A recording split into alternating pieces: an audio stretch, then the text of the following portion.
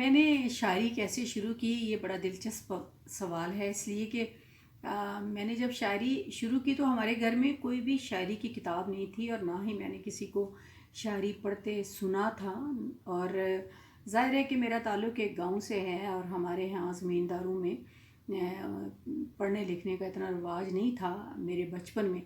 تو میں نے جب سلیبس کی نصاب کی کتابیں پڑھیں اور اس میں نے شاعری پڑھی تو مجھے محسوس ہوا کہ اس طرح کے جو شعر ہیں وہ میں بھی لکھ سکتی ہوں۔ اور مجھے کوئی گائیڈ کرنے والا بھی نہیں تھا، میں نے اپنے نام کے ساتھ تخلص لگایا، اور مجھے یہ لگتا تھا کہ جو شاعر ہوتا ہے اس کے نام کے ساتھ ایک تخلص بھی ہوتا ہے۔ تو تب میں نے اپنے نام کے ساتھ صدف لگایا، جب مجھے صدف کا مطلب بھی نہیں آتا تھا۔ اور پھر میں بہت چھوٹی تھی، شاید دوسری تیسری جماعت میں ہوں گی، تو میں نے وہ نظمیں دیکھ کر اس طرح کی نظمیں لکھیں جس میں یہ تھا کہ میں نے بڑے ہو کر بہت بڑے بڑے کام کرنے ہیں، بہت ساری تعلیم حاصل کرنی ہے، اور پھر ایک جو انسانیت کی خدمت کا رستہ ہے اس کو اپنانا ہے۔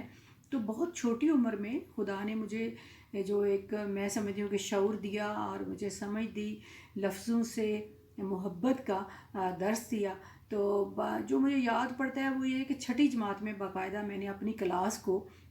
پہلی نظم جو ہے وہ سنائی تھی، اور میری کلاس نے بڑی تالیاں بجائیں، اور میرے اساتذہ کو بھی پتہ لگ گیا کہ میں شاعری کرتی ہوں۔ تو اس کے بعد تو پھر یہ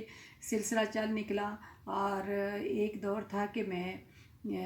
بہت ہی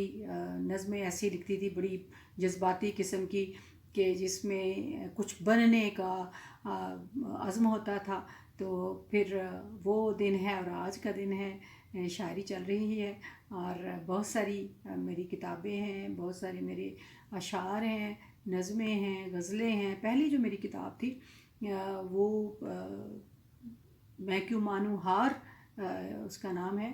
اور پھر اس کے بعد میری اردو کی، پنجابی کی کئی کتابیں آئیں، انگریزی کی بھی ایک کتاب میری ہے لیکن ابھی وہ پبلش نہیں ہوئی۔ تو میں نے سلسلہ یہ جاری رکھا ہوا ہے، اور ظاہر ہے لکھنے کا سلسلہ تو ہمیشہ جاری رہتا ہے۔